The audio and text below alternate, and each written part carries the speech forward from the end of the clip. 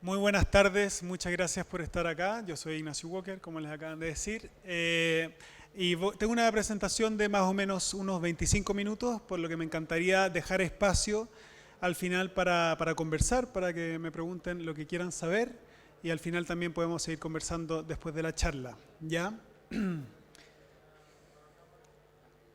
Vamos a hablar obviamente de cinematografía submarina, que es todo lo que tiene que ver con filmar bajo el agua. Yo vengo del mundo de los documentales, trabajo mucho para Netflix, para BBC, filmando principalmente animales, pero también he trabajado en ficción. Y quería partir contándoles que uno no tiene que partir con estas cámaras. Yo partí literalmente con una cámara en una bolsa de plástico y ahí uno se va inventando hasta que llega al escenario ideal en el fondo en que te permite filmar en las grandes ligas para lograr las imágenes que uno busca. Los principios que hay que entender cuando hablamos de cinematografía submarina son, primero, es la filmación que ocurre bajo la superficie del agua. Esto suena como obvio, pero se van a dar cuenta a lo largo de la presentación por qué es tan importante entender la diferencia entre submarina y en la superficie o entre medio de la superficie y submarina, etcétera, ¿verdad? Ahí está. Se requiere un equipo de filmación especializado que van a entender que es mucho más allá que simplemente una cámara que aguanta el agua y también, a su vez, si es que esto funciona, un equipo de personas que están preparados y que tienen conocimiento de las condiciones que significa filmar bajo el agua, porque esto puede significar riesgo en muchos casos. Ya. El equipo especializado primero es obviamente una cámara con una carcasa submarina, que es como lo que tenemos ahí arriba de la mesa, que permite mantener las funcionalidades de la cámara en superficie, pero bajo el agua. Y esto no es lo mismo que, por ejemplo, una GoPro o cámaras similares por varias razones que voy a desarrollar a lo largo de la presentación. Una de ellas siendo, por ejemplo, el tema de el monitoreo. Carcasas submarinas como esta tienen una cosita ahí que nos permite en el fondo salir con un cable a la superficie para monitorear lo que estamos filmando. Esto en ficción es especialmente importante porque uno necesita comunicación con los clientes, con el director o la directora, etcétera, etcétera, en superficie para ver en el fondo lo que está saliendo, porque las condiciones bajo el agua uno puede mirar desde arriba, pero el mundo abajo es completamente distinto, ¿ya? A su vez, como lo decía antes, los profesionales o las profesionales del buceo submarino son muy importantes porque uno, cuando está filmando bajo el agua, uno no es camarógrafo o camarógrafa, uno es buzo y después camarógrafo, porque en el momento que uno está bajo el agua, uno se rige bajo reglas de seguridad que no pueden comprometer tu integridad física si eso significa tener la toma, ¿ya?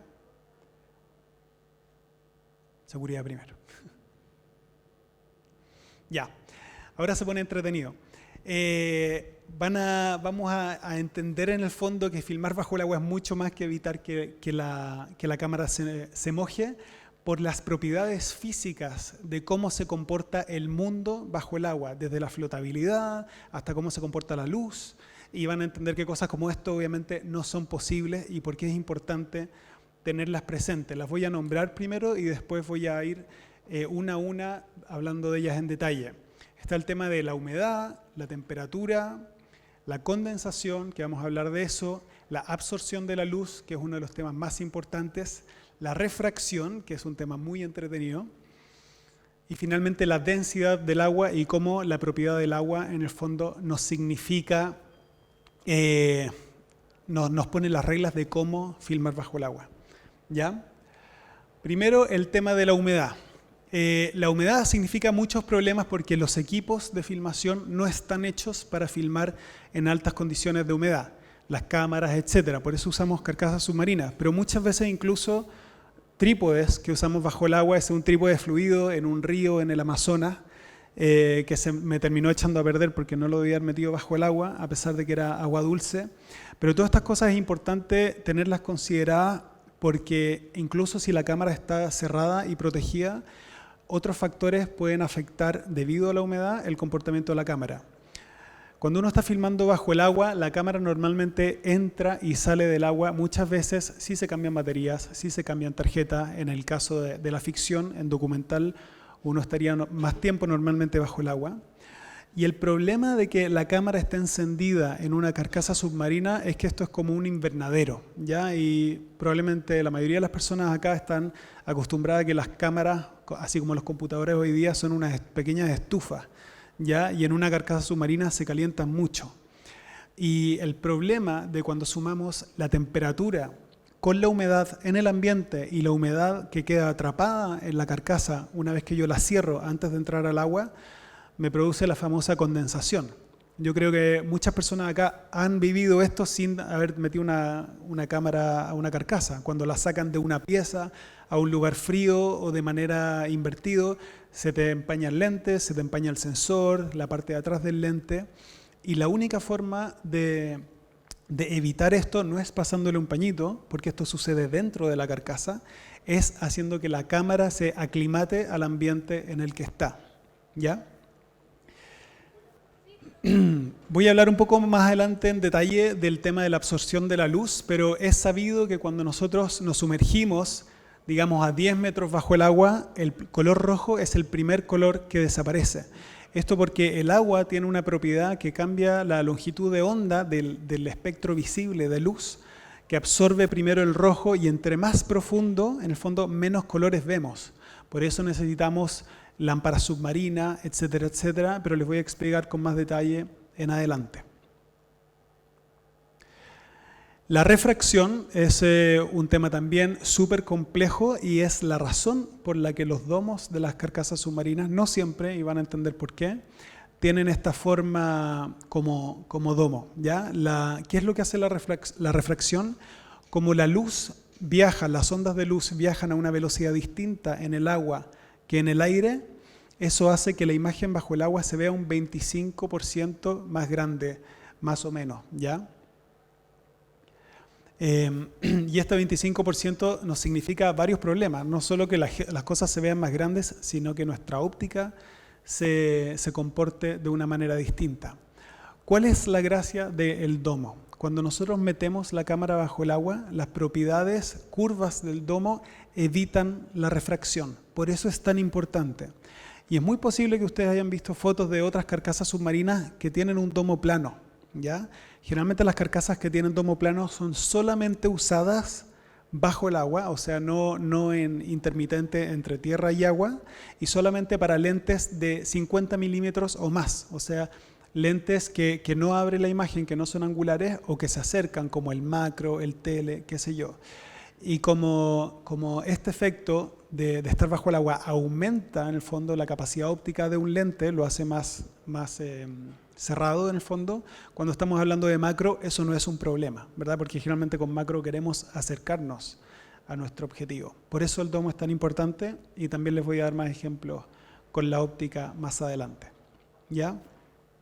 Entonces acá tenemos un ejemplo muy simple de que si yo tengo un lente 16 milímetros puesto en la carcasa y lo meto sin un domo, en el fondo con una carcasa plana, se transforma en un 22, 24 milímetros, algo así, ¿ya? Lo que me significa un problema, en mi caso por ejemplo, que me toca filmar muchos animales bajo el agua, ballenas, tiburones, etcétera, uno tiene que estar muy cerca del animal o del objetivo, por temas que voy a explicar más adelante, pero a la vez tienes que tenerlo de cuerpo completo sin deformarlo. O sea, uno igual evita lentes como el ojo de pescado.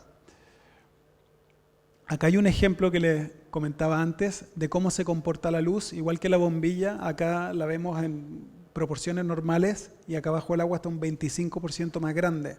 ¿Ya? Y eso genera problemas como de continuidad. Se ve rara la imagen. Y esto es porque está usando un flat port, un vidrio plano. ¿Por qué les explicaba antes el tema de la diferencia entre filmación submarina y filmación en superficie? Porque muchas veces hay personas que usan un acuario para hacer efectos de filmación submarina y ponen la cámara y creen que eso es suficiente y se encuentran con este problema. Este problema solo se puede solucionar si uno usa un domo frente al lente, ¿ya? Porque el domo, como les explicaba antes, mantiene las propiedades ópticas del lente bajo el agua y permite en el fondo que haya continuidad entre la superficie y bajo el agua. El domo no hace absolutamente ninguna diferencia de la superficie para arriba, solamente la hace de la superficie para abajo, ¿Ya? La iluminación es un tema muy importante bajo el agua, y la forma en la que se comporta la luz bajo el agua, no solo cómo nos cambia las perspectivas y las proporciones, también afecta a la luz de manera violenta, por decirlo menos. ¿Voy muy rápido? ¿Está bien? ¿Ya? Ya. Normalmente las carcasas submarinas tienen estos brazos muy largos, que esto también se aplica a ficción con luces de afuera, se lo voy a explicar en un minuto, que nos permiten en el fondo que los objetivos que nosotros filmamos tengan color, no exposición, también exposición, pero principalmente color, por cómo la luz se comporta bajo el agua. Hace un rato les mostraba este gráfico que describe cómo a mayor profundidad se pierde la luz, pero la luz no se pierde en función de la profundidad del agua, se pierde en función de la cantidad de agua entre la fuente de luz, en este caso el sol, digamos, en la superficie, y el objetivo, en este caso, no sé, mi mano a 15 metros o mi mano a 40 metros, ¿ya? Y esto es muy importante porque significa que independiente de la profundidad de la que estemos, si la fuente de luz está relativamente cerca, nosotros recuperamos color. Hay una fórmula que no entiendo que explica esto, pero hay una foto que nos va a dar un ejemplo de manera más sencilla. Acá tienen exactamente la misma foto con un coral a la izquierda y a la derecha. Si se fijan, el coral de la izquierda para ustedes, ¿sí? No tiene problemas de exposición. Puede ser que esté un poquito subexpuesto, pero no ese es el problema de la imagen. El problema es que no tiene color, ¿ya? A pesar de que hay un sol radiante arriba en la superficie, esa foto debe estar tomada a cerca de 10 metros bajo el agua donde ya no llega el rojo, ¿ya? Y acá, ¿qué es lo que pasa? Acá tenemos una lámpara frontal desde la cámara, en el fondo, que está iluminando el coral y no está compensando necesariamente la exposición del coral. Pero como la longitud de onda de la fuente de luz está cerca del objetivo, permite que aparezcan los colores, ¿ya? Les voy a dar acá un ejemplo. Eso soy yo filmando en alguna parte, no recuerdo dónde, y si se fijan, todos los colores son verdes, cian, azules, etcétera, excepto donde está la luz, y lo que estoy filmando es un pequeño pez payaso. ¿Ya? Sí. Si se fijan, la luz está bastante pareja, no es un flachazo encima, o sea, la forma en que uno utiliza la fuente de luz es muy importante, pero pueden ver acá, donde hay sombra, y donde no llega la luz, y allá en el fondo, que está cian, o sea, a pesar de que la luz está encima, automáticamente, si está a 2 o 3 metros de la fuente de luz, el rojo se pierde automáticamente. Por eso es tan importante entender en el fondo, no solamente el rojo, sino qué colores se pierden primero bajo el agua, y tener esto en consideración cuando filmamos. No tiene que ver con la profundidad, insisto, tiene que ver con la cantidad de agua entre la fuente de luz y el objetivo que nosotros estamos iluminando, ¿ya? Acá hay otro ejemplo que explica esto muy bien. Aquí estamos a 8.000 metros de profundidad y podemos ver el cubo del mismo color que lo vemos a 10 metros en la superficie, deberían ser 5 metros en realidad, con la luz del sol, ¿ya? Pero hay otro fenómeno que hace que la filmación, la iluminación submarina sea muy compleja, ¿ya? Razón por la cual, como les decía antes, se usan las lámparas tan lejos del lente. Hay una cosa que no sé cómo se llama en español, que se llama backscatter, que podríamos llamarle sedimento en español, que es que en el agua siempre hay algo en suspensión, ¿ya? Hay sedimento en suspensión, y si yo tengo la lámpara, permiso, si yo tengo la lámpara muy cerca del lente, yo estoy iluminando todos los elementos en suspensión frente al lente, ¿ya? Además estoy iluminando el pececito o lo que sea, pero la única forma para evitar eso es que yo tengo que alejar la fuente de luz lo más posible del lente para que el ángulo de la luz llegue al objetivo que quiero filmar sin iluminar todo lo que hay entre medio, ¿ya? Que en inglés se llama backscatter, en español se puede llamar sedimento, pero esto básicamente funciona exactamente igual que manejar con neblina, ¿ya? Si uno va con neblina y pone las luces altas, solo ve neblina, ¿verdad? Por eso necesitamos los neblineros que solamente muestran el camino y no alumbran muy lejos, pero nos permite ver para dónde vamos. Ahora, cuando uno empieza a entender las propiedades del agua, como la densidad, el sedimento que cambia, en Chile, por ejemplo, tenemos mucho sedimento por la corriente de Humboldt que trae nutrientes desde la Antártica, pero en el Caribe generalmente las aguas tienen mucha visibilidad, que significa que no tienen vida, entonces no tiene este problema tan latente como acá. Pero cuando nos ponemos creativos... ¿Aló? Cuando nos ponemos creativos podemos en el fondo aprovechar esto a nuestro favor y usar la iluminación en el fondo de manera artística. Acá en el fondo, como se dan cuenta, es exactamente lo mismo que filmar en una situación con humo. Ya que si hay directores o directoras de fotografía, generalmente les encanta usar humo en situaciones como videoclips o películas de época o qué sé yo, por cómo se comporta la luz en el humo. Bajo el agua, por las condiciones que normalmente tienen, generalmente hay este sedimento, nos permite jugar y, por ejemplo, hacer contraluz o generar situaciones de luz que son fotográficamente muy interesantes. Entonces, esto puede ser un problema si uno no lo tiene presente y no trata de evitarlo, pero también nos puede jugar a favor si narrativamente lo usamos como herramienta, ¿ya?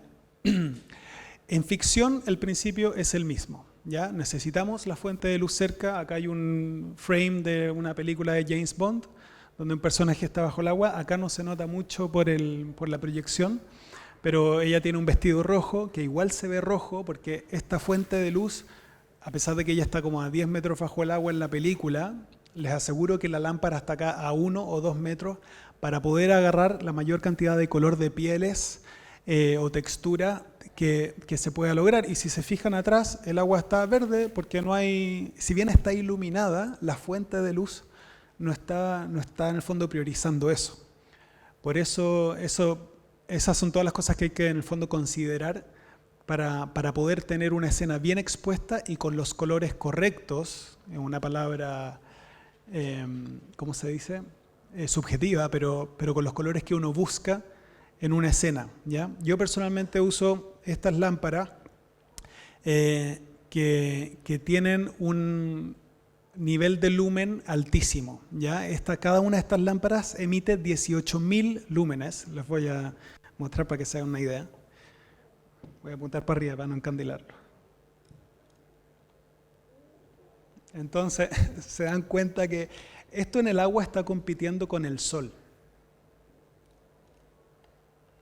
Yo bajo el agua estoy compitiendo con el sol, porque el sol me está dando la exposición correcta, pero no los colores. Entonces yo necesito una fuente de luz que me dé los colores y que compita con la exposición del sol. Por eso es tan importante bajo el agua tener fuentes de luz de este nivel. Pero a su vez en ficción se pueden usar las fuentes de luz, por ejemplo en una piscina, en un estudio más controlado, fuera del agua, ¿ya? Pero sí se necesita un nivel muy alto de iluminación en el fondo para lograr mantener esos colores que estamos buscando. Ya, acá hay un ejemplo de una escena que encontré por ahí y, insisto, de la manera que uno ilumina bajo el agua, tú iluminas igual que si iluminaras un set con humo, ¿verdad? Teniendo en cuenta la óptica, teniendo en cuenta todas las cosas que hemos conversado, la cantidad de luz para mantener color, la distancia entre la luz y el personaje para mantener el color, etcétera, etcétera.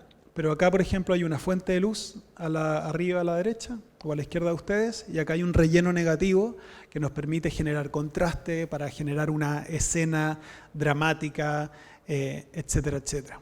¿Ya? Muchas personas habrán escuchado hablar de los filtros rojos, que es algo que me preguntan mucho, ¿ya? Hay diferentes tonalidades de filtro, magenta, magenta cian, etcétera, etcétera, para diferentes tipos de mar. Por ejemplo, el mar de Chile es muy verde, el mar del Caribe es muy azul. Y estos filtros funcionan en los primeros 5 metros de superficie, donde se pierde automáticamente, muy rápidamente, perdón, el color rojo. Acá tenemos un ejemplo, pero realmente hoy día con las capacidades de corrección de color que tenemos, sobre todo con cámaras que filman RAW, podemos recuperar el rojo en postproducción de manera más eficiente que el filtro, ¿ya? Y el problema es que el filtro igual te cambia muchos colores y después de los 5 metros no sirve de mucho. Hay gente que puede estar en desacuerdo, pero en general la regla es así. Eh, Vamos al tema de la óptica, que es muy interesante.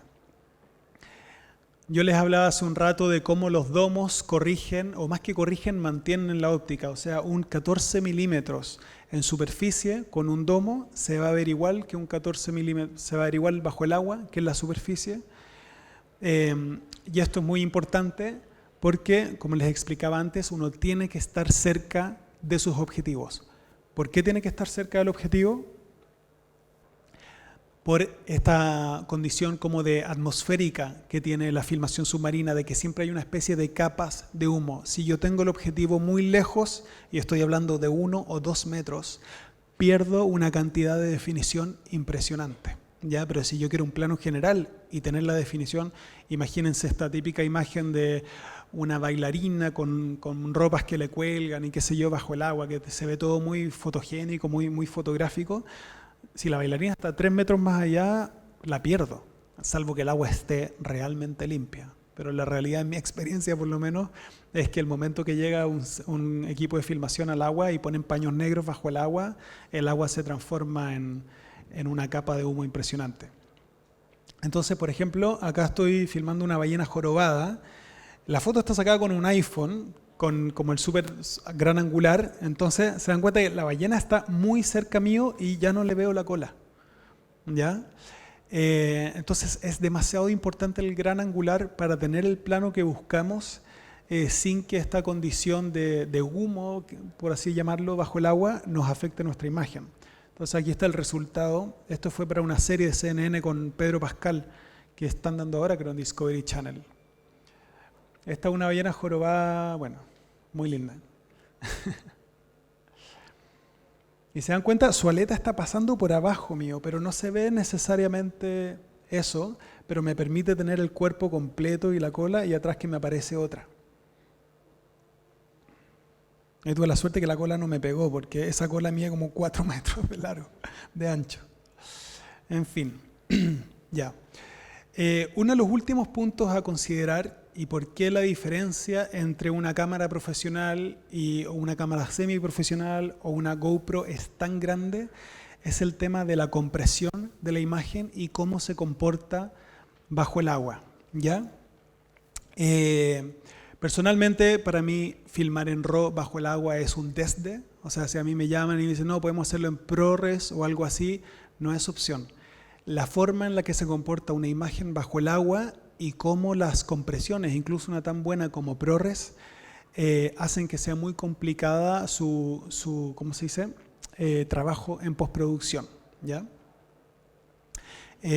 ¿Por qué pasa esto? Acá tenemos una foto, no es la mejor foto lamentablemente, pero es la única que tenía grabada con mi cámara y con una GoPro al mismo tiempo. Entonces tengo la comparación para que vean después.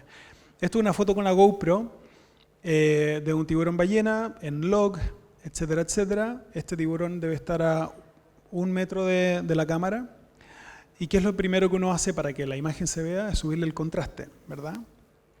Ahora, ¿cuál es el problema? Esto fue una GoPro 11. Ya la GoPro 11 tiene 10 bits de profundidad de color. O sea, de muchos más colores y tipos de sombras, de grises en el fondo, que lo que ve una cámara de 8 bits, por ejemplo. Por el momento que yo subo el contraste, el azul, por ejemplo, insisto, el proyector en el fondo quizás no le hace justicia, pero este azul no existe. Este es un azul de, no sé, 8 bits o 7 bits de profundidad de color que no se ve natural. ¿Ya? Y el momento que yo contrasto una imagen comprimida, tengo estos problemas que se clipea el color, se clipean los blancos al tiro, y como todo está comprimido dentro de la misma imagen, al yo subir el contraste y tengo esta capa de humo en el fondo frente a la cámara, el nivel de contraste me agarra toda la imagen y eso me hace perder rango dinámico en las altas luces y hace que acá no se nota, pero hay mucho banding, que son como capas de azul oscuro, azul menos oscuro, azul normal, azul claro, etcétera, etcétera. Y a continuación tengo la misma imagen grabada en RAW con la Komodo. Esa tiene una red Komodo adentro. ¿Ya? Y no sé si se nota mucho porque el proyector quizás no le hace justicia, pero acá, por ejemplo, el azul se ve parejo, no hay diferencia, no hay banding entre los diferentes tonos de azules. Todas las altas luces están bastante protegidas, o sea, tienen información. y el color de la imagen no se satura, no hay un azul falso, ¿ya? Aquí tengo la diferencia entre la GoPro, que pueden verla con más definición también porque acá tengo el shutter a 180 grados y la GoPro debe estar mucho más definido porque el shutter era mucho más rápido. Pero la imagen se ve falsa, se ve digital. Y me imaginé que iba a tener problemas de proyección, así que lo exageré un poquito más para que se den cuenta que aquí es ridículo el nivel, o sea, ni con la red ni con la GoPro jamás tiraría este nivel de corrección de color, pero se dan cuenta cómo los artefactos de la compresión acá se toman en el fondo todas las zonas de altas luces y bajas luces y pierden completa como calidad de imagen. Incluso la red retiene bastante más como la naturalidad de los colores o de degradé, gracias a que cada píxel al momento de corregir color se corrige de manera individual y no es afectado por la compresión que tenía toda la imagen. ¿Ya? Brevemente les voy a compartir un par de técnicas de filmación que normalmente me preguntan. Insisto, al final tendremos espacio para preguntas. Así que una de las técnicas de filmación, siguiendo con el tiburón ballena, lo rico de filmar bajo el agua, sobre todo en ficción, uno filma igual que en tierra, o sea, cámara en mano, trípode, grúa, uno puede hacer todas esas técnicas, obviamente trípodes, hay que tener trípodes especiales que no se echen a perder bajo el agua, pero acá uno cuando va pataleando en el fondo con animales, este animal va como un torpedo nadando muy rápido contra la corriente y yo apenas puedo seguirlo, pero voy haciendo la misma técnica que cuando uno camina con la cámara como ninja, como que no se nota, como haciendo como Steadicam. Es exactamente lo mismo bajo el agua, pero más importante es aprovechar la corriente, porque ahí la cámara yo la tengo agarrada como con los dedos, ¿ya? Apenas la sostengo para que la cámara sea lo más natural y estable posible, y con las patas en el fondo lo único que hago es compensar para no tocar al tiburón ballena, porque hay un código ético súper importante de no tocar a los animales, y cosas así. Pero como decía, esto se aplica igual en sets de filmación, donde uno tiene obviamente mucha más libertad para filmar y producir como imágenes como esta. Acá se pueden imaginar el tremendo HMI que debe haber acá arriba para que hayan colores homogéneos a lo largo de toda la imagen. Obviamente también hay trabajo de dirección de arte ahí muy importante que tienen presente cómo se comporta la luz bajo el agua, ¿ya? Y pueden ver de hecho cómo se pierde acá el blanco más cálido y se va poniendo más verde, verde, verde conforme perdemos la luz. Por eso es tan importante que la fuente de luz sea muy, muy brillante.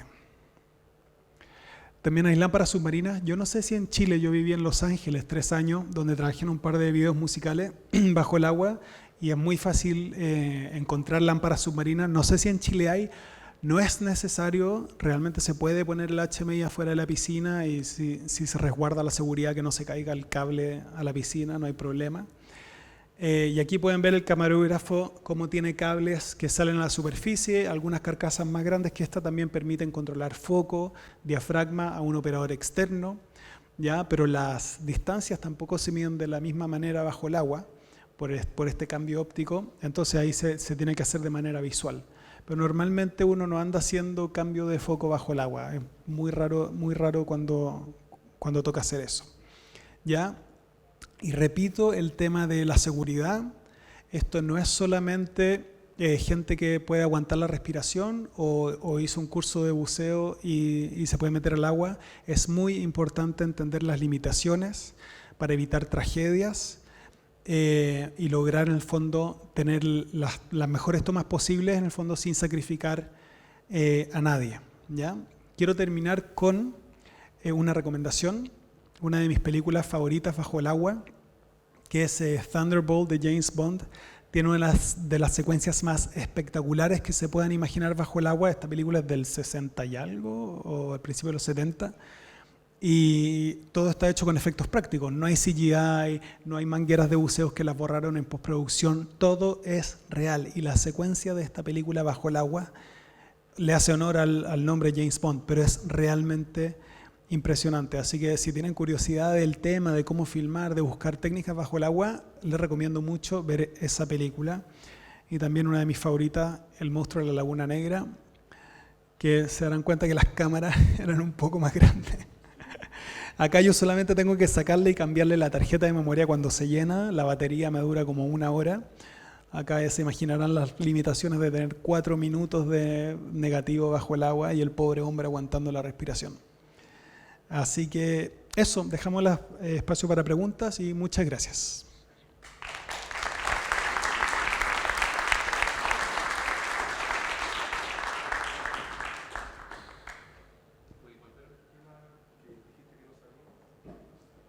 Puedo, pero... ya no hay problema. Me preguntan por la ecuación física. A ver, por aquí está, ¿o no? Ahí está. Ahí está. Sí. No sé si es exactamente lo que buscan, pero... Por eso esta me hace más sentido, que es más fácil de entender. Tú sabéis que a los 10 metros ya no hay color rojo. ¿Pero alguna pregunta? ¿Sí? Una pregunta, en términos de producción, me imagino, no sé, un rodaje en Patagonia, por ejemplo, en el norte de Chile. ¿Cuánto es una jornada de trabajo para un camarógrafo submarino? ¿Cuánto es lo máximo que puede estar bajo el agua produciendo, dependiendo de los requerimientos también de la producción? Claro. Mira, hay muchos factores. No me quería alargar tanto en la presentación porque me puedo meter mucho en el tema del buceo, pero básicamente entre más profundo tú buceas, menos tiempo puedes tener bajo el agua, ¿ya? Hay gente que tú puedes usar rebreather y técnicas en el fondo de reciclamiento de aire que te permiten estar 4 o 5 horas a 30 metros, 40 metros de profundidad, pero no es la idea en general y te limita después para las salidas de descompresión, etcétera, etcétera. Entonces, personalmente, yo buceo con aire normal, no buceo con rebreather, aunque muchos colegas lo hacen. Y el rebreather, más que para durar más tiempo bajo el agua, se usa porque las burbujas espantan a ciertas especies. Entonces, por ejemplo, tiburones martillo o otros tiburones, las burbujas, si ustedes están buceando y se encuentran con un tiburón, tiren burbujas y van a estar bien, para que tengan esa tranquilidad. El tiburón ballena no es un problema porque es tan grande que no le importa. O la ballena jorobada tampoco. Pero eso varía. Generalmente uno no filma a más de 10 metros. Es muy raro estar filmando a más de 10 metros de profundidad y eso te da 1 hora de buceo tranquilamente. Y además normalmente uno bucea con un buzo de seguridad. ¿Ya? Incluso para BBC o Netflix en las producciones que yo he trabajado, siempre cuando nos toca filmar bajo el agua con aire, está el camarógrafo o la camarógrafa y un buzo de seguridad. Porque uno está enfocado en la toma y necesita un apoyo de cualquier cosa, cualquier emergencia. Oye, tiene un problema, tienen que salir, etc. ¿Respondí tu pregunta? ¿En horas cuánto bucear? O sea, digamos que estamos a 10 metros, yo puedo bucear 1 hora y después necesito un intervalo en superficie de 40 minutos o 1 hora y entre más bucee, más intervalos, más largo debe ser el intervalo porque el nitrógeno que se acumula en tu sangre te puede matar si uno no respeta las tablas de descompresión. Entonces, eso en el fondo te limita. Ahora, si yo estoy buceando a pulmón, ¿ya? O sea, sin aire, puedo estar todo el día en el agua, porque ahí no hay retención de nitrógeno en la sangre. Y a veces toca a menos profundidad, a 5 metros, pero uno entre más baja, más tiempo dura bajo el agua. Es bien impresionante cómo el cuerpo se adapta. Sí.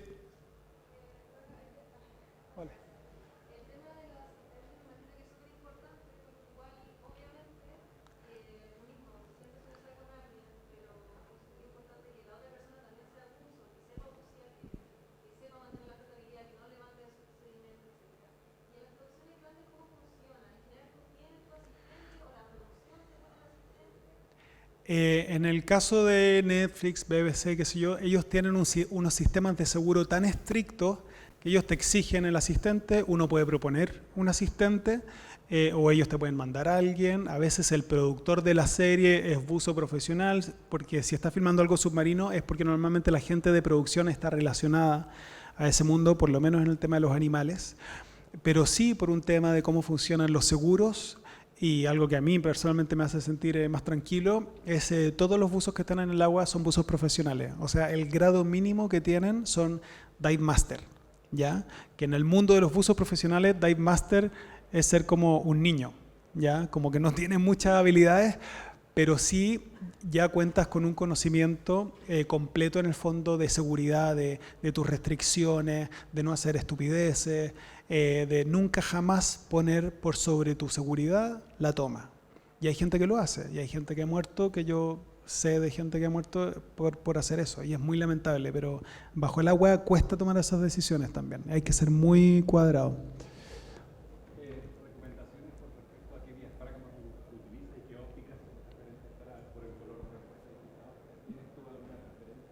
Sí, Angular en general no es estricto, esto también es un tema de prueba y error y la gente, diferentes personas tienen gustos distintos. Yo personalmente me encanta usar gran angular por las razones que les dije y es el lente que te da mayor versatilidad. El lente que yo uso es un 16-35, entonces igual tiene zoom, un Canon 16-35 serie L Mark III. Que es muy definido y en el agua uno pierde bastante definición per se, porque las condiciones naturalmente te quitan definición. En las orillas del lente uno le decía a alguien antes que parece más un anamórfico que un esférico por cómo se comportan las orillas también, porque la definición está pensada para estar en el centro según la distancia del domo a tu lente, o sea, hay muchos pequeños detalles que definen eso. Pero para mí personalmente me gusta tener un lente con alta definición porque naturalmente voy a perder definición bajo el agua.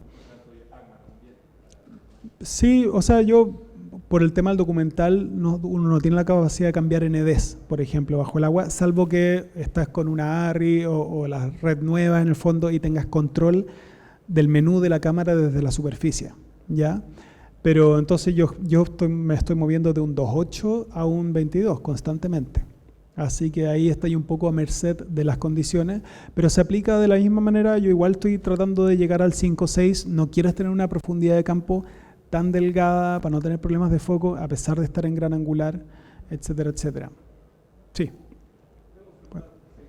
Si me piden una toma, por ejemplo, del pez de frente y yo necesito ir hacia atrás, tengo entendido que lo puso en la cámara así y con la aleta, porque si no, de ahí como para arriba.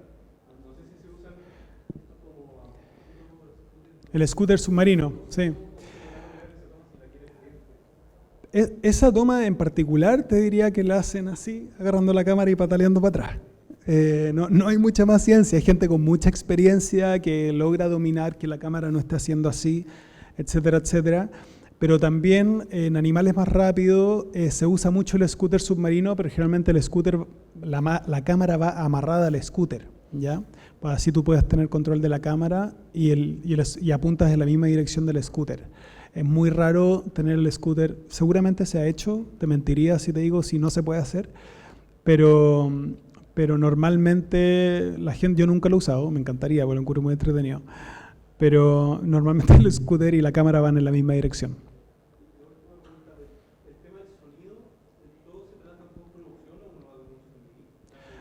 Normalmente es todo postproducción. O sea, igual la cámara graba y escucháis como este sonido como glu, glu, glu, glu, glu, pero a nivel profesional, no, ahí tú usas un hidrófono. Hay alguien más grabando sonido. Y después atrás.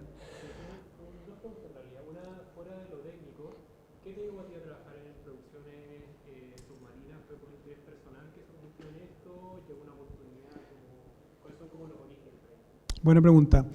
Yo empecé a filmar a los 12 años, como cualquier niño entusiasta con la cámara de su papá, que la eché a perder. Y a los 15 años empecé a bucear. Me encanta la naturaleza, terminé filmando animales para BBC y Netflix y qué sé yo, y eso te lleva a, cuando uno filma documentales, uno tiene que ser muy versátil. O sea, tenés que saber cocinar, tenés que saber de seguridad, tenés que saber filmar. Entonces, naturalmente, como yo era buzo y me encantaba bajo el agua, tenía este interés por meter la cámara bajo el agua. Entonces, para mí fue muy orgánico, ¿ya? Y claro, tuve la suerte que en un momento me cayeron 2 o 3 trabajos seguidos que me permitieron dar el salto a esta cámara, ¿ya? La segunda era si alguna vez tenía algún percance, no sé, con algún animal, por ejemplo, Sí, varias veces. Nunca, nada que haya puesto en riesgo mi vida, porque las prevenciones que pusimos frente a esas situaciones fueron las correctas. No puedo contarte las situaciones porque eran con producciones grandes que no puedo mencionar y por contrato no se puede decir, pero sí lo que te puedo decir es que todas las prevenciones que se aplicaron, que son las que cualquier buzo profesional va a saber, dieron su efecto y al final no pasó nada. Es como andar con cinturón de seguridad al final del día. Atrás había una pregunta. Sí.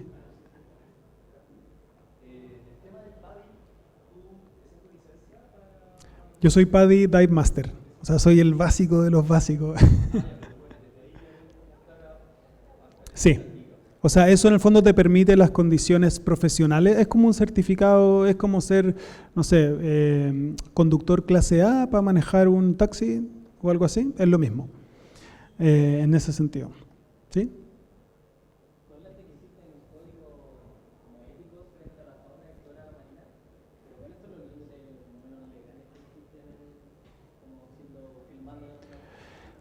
Legales los pone el país. O sea, yo filmo mucho en Galápagos, filmo mucho en Chile. En Galápagos las reglas son distintas. Yo no puedo prender estas lámparas en Galápagos. En Chile nadie me dice nada. Ahora, con una ballena de 14 metros no me sirve de nada prender las lámparas porque me va a iluminar los primeros 3 metros. Entonces tampoco lo uso. Y a los animales en general no les molestan las lámparas bajo el agua. Pero ahí, en términos de leyes, eso los pone el país.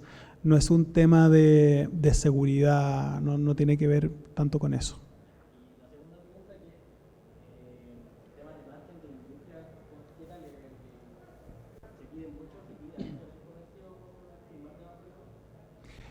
Es compleja la pregunta, porque, o sea, en ficción, por ejemplo, yo sé que en Chile somos 2 o 3 personas las que tenemos como equipo profesional. El Mirko Slater, que trabaja mucho en publicidad, yo no me meto en publicidad porque generalmente me dedico a filmar animales. Él no filma animales porque se dedica a la publicidad, y hay otra persona que filma videos artísticos, entonces como que nadie pelea y no hay mucha demanda. La verdad, no hay mucha demanda, pero hay gente que se dedica 100%. Yo hago muchas cosas, yo dirijo, produzco, filmo arriba, dron, etc. Entonces, si me dedicara 100% a la filmación submarina, estaría probablemente buscando y enfocándome en el nicho. Pero como no lo hago, no sabría responder tu pregunta exactamente. Pero sí hay más pega siempre, cuando uno busca, encuentra al final. ¿Sí?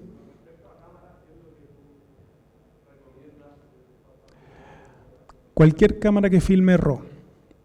O sea, por ejemplo, para la serie Our Planet de Netflix, me mandaron a Colombia a filmar un río que se llamaba el río Arcoiris, y solo querían dron del río, y yo me puse a googlear la foto y dije, pero ¿cómo no vamos a filmar bajo el agua? Y me dijeron, es que no tenemos presupuesto.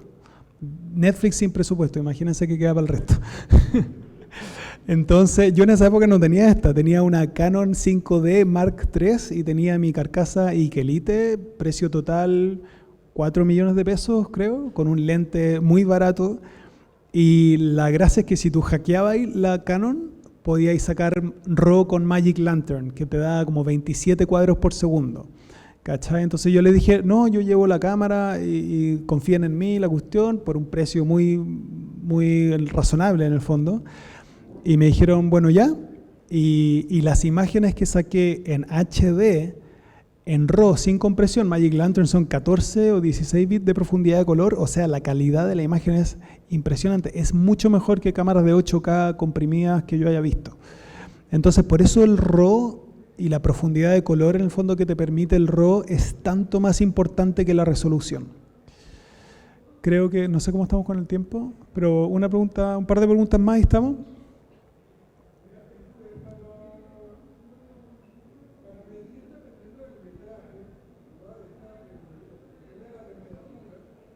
¿Sí?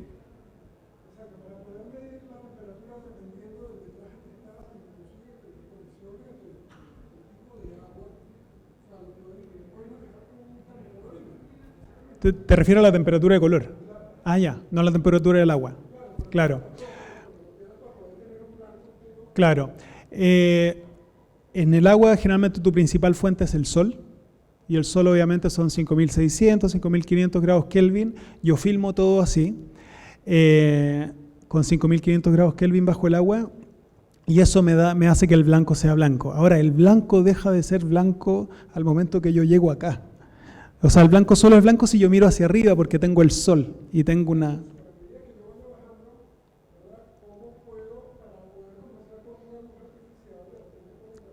Claro, las lámparas profesionales generalmente tienen temperaturas específicas. Hay unas que son ultravioleta porque hay ciertos animales que responden mejor a diferentes luces, porque bajo el agua, bueno, el mundo de los colores es otra historia, pero esta, por ejemplo, están a 5500 grados Kelvin, ¿ya? Y normalmente lo que uno usa son lámparas calibradas a la misma temperatura de color del sol, porque yo insisto, tú estás complementando la luz del sol, tú no estás iluminando, salvo que estés de noche o qué sé yo, tú no iluminas solamente para exponer, tú iluminas para colorear, para darle color a la imagen.